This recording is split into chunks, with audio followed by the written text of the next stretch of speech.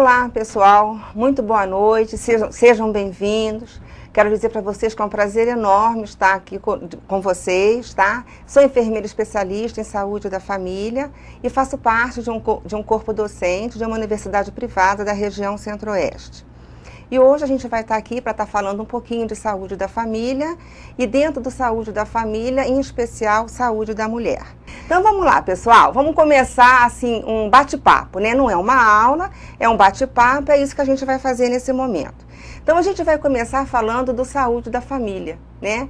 Que eu acredito que nós já temos alguns enfermeiros que estão hoje conosco, que já atuam no saúde da família, assim como também como nós temos acadêmicos de 8º semestre, de 5º semestre, já devem ter passado por algum estágio em saúde pública.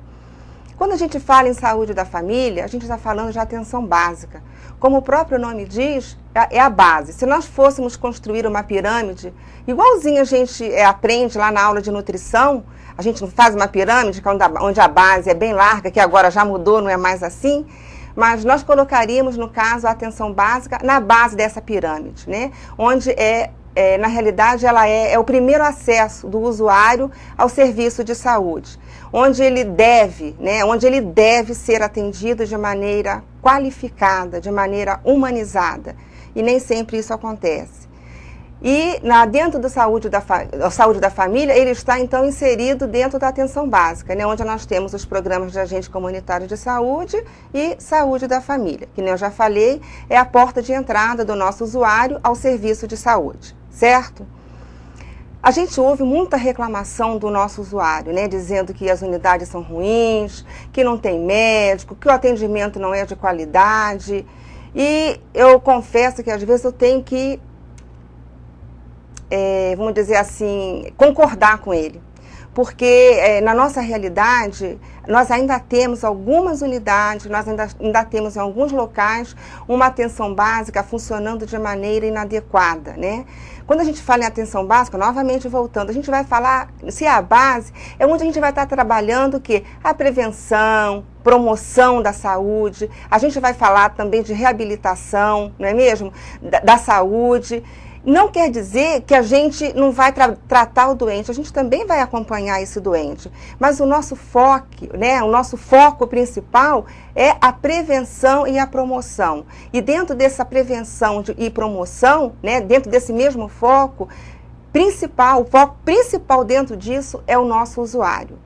Tá? Então, nosso usuário, ele é muito importante, porque se nós não tivermos o usuário, nós não tivermos esse paciente, esse cliente, para que a gente estudou? Para que a gente se formou? Para que vai ter, então, a unidade de saúde da família ou uma unidade uma unidade básica de saúde? Né? Ficaria sem a razão da existência. E baseado nisso é que a gente vai conversar hoje, tá? Então a gente vai conversar em atenção básica, saúde da família é o nosso foco, o usuário, e dentro desse usuário a gente vai estar falando sobre saúde da mulher. Tudo bem? Vamos lá então? E a gente vai falar hoje, eu me direciono principalmente às enfermeiras, né, que já estão atuando nas unidades básicas de saúde da família, um problema de saúde pública seríssimo, que é a questão de câncer de colo uterino e câncer de mama. Ainda hoje, gente, os casos de câncer de colo uterino e câncer de mama, a cada ano eles estão aumentando. O INCA estimou para os anos de 2008 e 2009, 49 mil casos novos, tá, de câncer de mama e 19 mil casos de câncer de colo uterino. Se a gente pensar, é muito. 19 mil casos seria quase que... Olha quantos municípios nós temos no nosso país com uma população de 4 mil habitantes, de 5 mil habitantes. Gente, 19 mil casos é muito. Então, se nós trabalharmos na atenção básica, lá na prevenção, de maneira adequada, organizada e planejada, nós vamos conseguir minimizar esses números. Os estudos afirmam que 80% dos casos de câncer no mundo, eles são descobertos nos países em desenvolvimento, que é no caso o Brasil. A Organização Mundial de Saúde, ela fala que para esse ano a gente vai ter 471 mil casos de câncer de colo uterino no mundo. Considerando que 80% desses casos estão nos países em desenvolvimento, eu acho assim que tem uma parcela enorme para nós, visto que o nosso país é imenso. Né? Ele é imenso, nós temos profissionais qualificados, nós temos boas universidades e temos uma clientela esperando por orientação, por atenção com qualidade. E é esse o nosso dever. A gente tem assim por hábito, né? O que a gente vê? É um tratamento muito rápido, né? A gente brinca e fala assim, quando a gente entra no consultório, a receita já está pronta. A gente não quer mais ouvir esse tipo de conversa, é muito feio. E nós da enfermagem, nós temos uma força enorme. A equipe de enfermagem, ela tem uma força, um poder enorme em suas mãos, se ela souber trabalhar de maneira adequada. Então, dentro do saúde da família, o profissional enfermeiro, ele tem papel fundamental. Por quê? Porque é ele quem coordena essa equipe, é ele que treina, capacita e supervisiona os agentes comunitários de saúde. Se ele capacita, se ele treina bem a sua equipe, os seus agentes comunitários, ele vai saber exatamente como anda a situação de saúde da sua comunidade. Mesmo porque a gente trabalha com uma população, né, com território já definido. Nós não temos uma área de abrangência já definida, né? Nós trabalhamos com microáreas. Então, nós sabemos todo final de mês, quando a gente fecha os relatórios, quantas pessoas nós temos, quantas crianças, quantas gestantes, quantas mulheres em idade fértil, e também na visita do agente comunitário, faz parte da rotina dele, né, nas visitas, ele está acompanhando as mulheres que estão com preventivo em dia e aquelas que estão em atraso. E faz parte também do seu trabalho estar orientando essas mulheres e dizendo para elas o dia que a enfermeira está fazendo a coleta na unidade ou o médico. O ideal seria que os dois fizessem para que essa cobertura ela fosse bastante significativa, que ela fosse importante. Porque é a maneira de nós estarmos rastreando e detectando câncer no seu estágio inicial. Toda doença, quando ela é detectada precocemente, a gente sabe que as chances de cura, elas são altas, não é mesmo? E principalmente quando se trata de câncer. A gente deve observar também que hoje o câncer ele não está mais atingindo, ele não está mais alcançando as mulheres mais velhas. Até um tempinho atrás, a gente ficava preocupado com as senhoras, né, de mais de 50 anos, entravam nos 40, quarentona, opa, a coisa já está começando a ficar feia. Mas hoje, isso já não é mais uma realidade, isso já não é mais verdade. Por quê? Porque as nossas meninas, elas estão iniciando a atividade sexual precocemente. A menarca também, né? Ela está chegando mais cedo. Então, existe uma preocupação, nem sempre total, com evitar a gravidez. Mas, como? Usando preservativo? Não. Com o uso de contraceptivo oral, né? Ou injetável. Então, a preocupação com a gravidez, ela é mais frequente e não existe a preocupação em outras doenças sexualmente transmissíveis. Mas por que você está falando em doenças sexualmente transmissíveis? Porque eu estou falando também de HPV.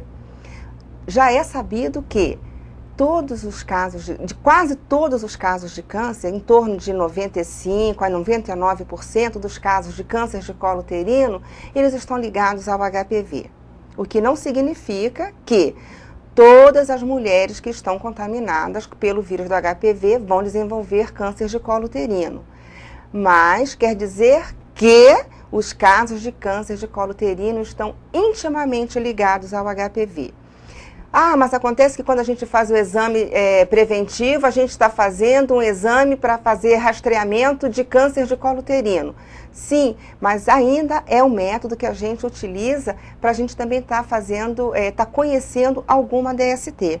Certo? Por quê? Porque muitas vezes quando vem o resultado, lá não está escrito tricomonas, gardnerella, candidíase, lá está escrito. E muitas vezes também quando a gente visualiza o colo, a gente pode visualizar um colo meio diferente, se ele está friável, se já tem outras queixas, a gente pode estar associando a outras DSTs.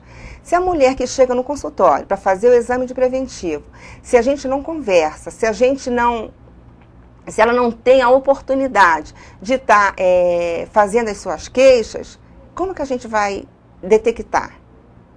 Não fica mais difícil? Então, o momento da coleta do preventivo é um momento muito especial para nós, enfermeiros, porque é um momento que a gente pode estar exercendo uma função que é nossa, que é a consulta de enfermagem. Então, vamos aproveitar esse momento quando nós nos organizarmos e planejarmos os nossos dias, ou as manhãs, tardes, eu não sei como a gente vai fazer de preventivo, está fazendo o preventivo, né, a coleta do exame do Papa Nicolau e também o exame das mamas. Eu quero relembrar que o exame clínico das mamas, ele faz parte do exame ginecológico. Então, quando a gente abre a porta do consultório, né, para receber uma mulher, não está entrando uma vagina e 2 mamas, está entrando um corpo inteirinho, tá? Então, eu não posso me preocupar somente com a coleta, porque fica uma coisa mecanizada. E hoje o Ministério da Saúde, ele vem investindo bastante na questão da humanização. Então, tem uma preocupação muito grande com a qualidade, com uma boa qualidade de assistência. E é assim que os nossos enfermeiros estão sendo formados, já com essa visão de uma qualidade, de uma boa qualidade no atendimento. Ele sai qualificado, ele precisa aprimorar. Concordam? Por quê? Porque a habilidade a gente vai adquirir no dia a dia, fazendo mesmo. A gente vai errar, mas a gente também vai acertar. Só erra quem tenta fazer. Se a gente não tentar, a gente não vai conseguir. Quando a gente recebe uma cliente lá no nosso consultório, que não é nosso, né? É da nação, é do povo, a gente só ocupa aquele espaço, a gente está recebendo uma pessoa inteira. É só a gente trocar de lugar com ela. Como a gente gostaria de ser atendido? Por exemplo, eu machuquei a minha mão, vou no médico. Entrou somente uma mão no consultório para ser atendida ou entrou a Denise inteirinha? Entrou a Denise inteira, né? De repente, fragilizada, com algum outro problema. Então, o nosso usuário, ele precisa ser escutado. Que nem eu falei agorinha mesmo. O Ministério da Saúde, ele vem implantando e implementando a questão da humanização. E a gente percebe que nem todas as unidades, elas estão colaborando com o Ministério da Saúde, porque a partir do momento que eu realizo o acolhimento, que eu faço uma escuta qualificada, certo? Eu vou ter retorno. Se eu sou comprometido, eu também tenho retorno. Quem vai ganhar? A comunidade e nós enquanto profissionais, certo? Então, é fundamental que nós estejamos preocupados, tá, com a prevenção, com a saúde das nossas mulheres. Nós precisamos não nos preocuparmos somente com a saúde das mulheres, mas com a saúde da nossa população. Mas hoje, em especial, a gente está falando de saúde da mulher e de prevenção de câncer de colo uterino e de câncer de mama. O câncer de mama, ele só vai perder para as doenças cardiovasculares, que são as que mais matam.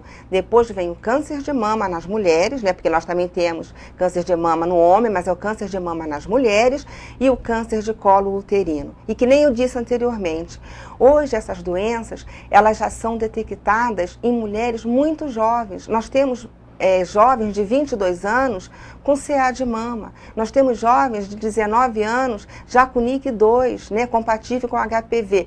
Por quê? Porque, que nem eu falei, atividade sexual iniciada precocemente, multiplicidade de parceiros, a questão do tabagismo, o estresse, essa vida que a gente leva agitada, né? As mulheres de 25 e 26 anos que já são casadas, que têm filhos e que têm, a gente fala que jornada dupla, que na realidade não é dupla, ela é tripla, porque dupla é durante o dia, chega à noite a gente tem a outra jornada, marido, filho, casa, cachorro, querendo ou não, por mais que a gente seja assim, eu fecho a porta do meu trabalho, eu deixo tudo para trás, a gente não consegue fazer isso.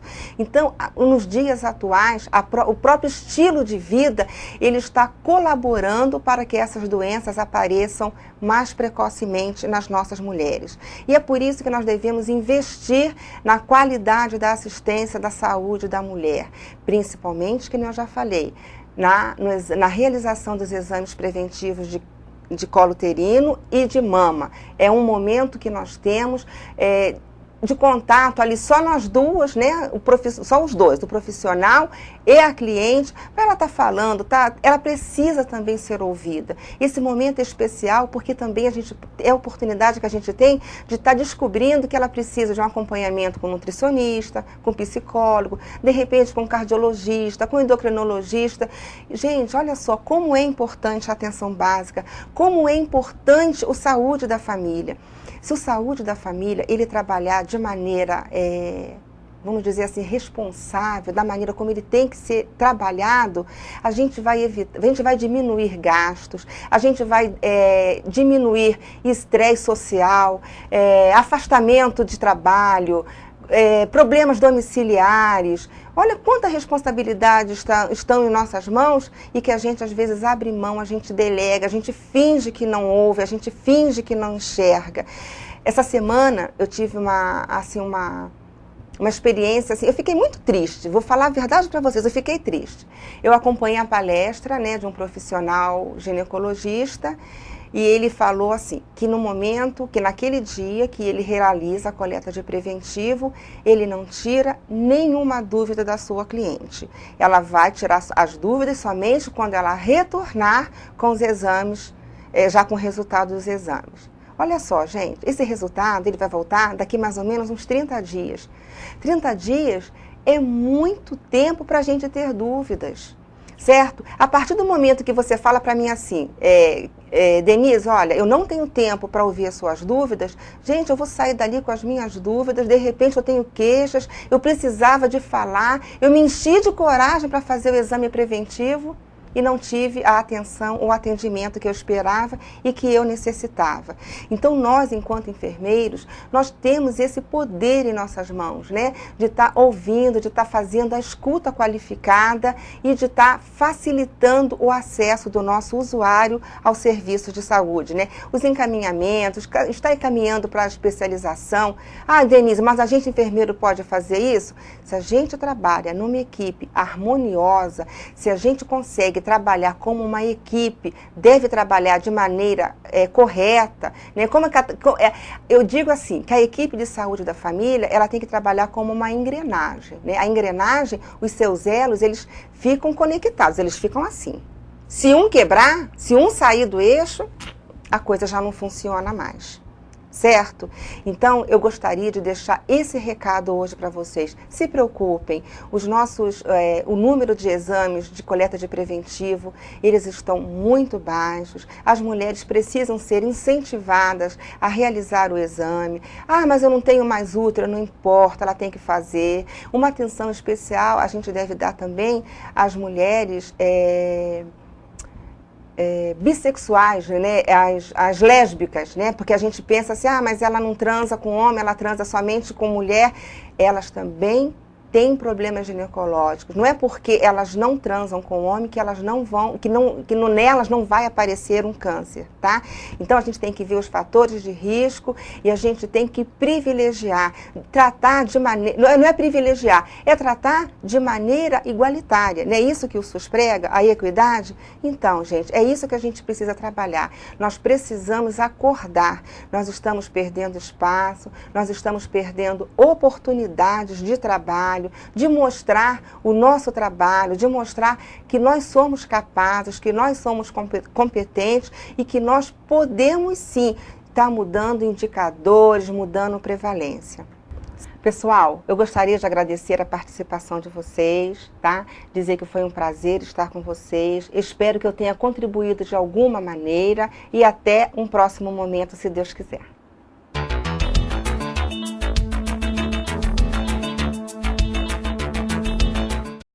Acesse abaixo para mais informações sobre o curso.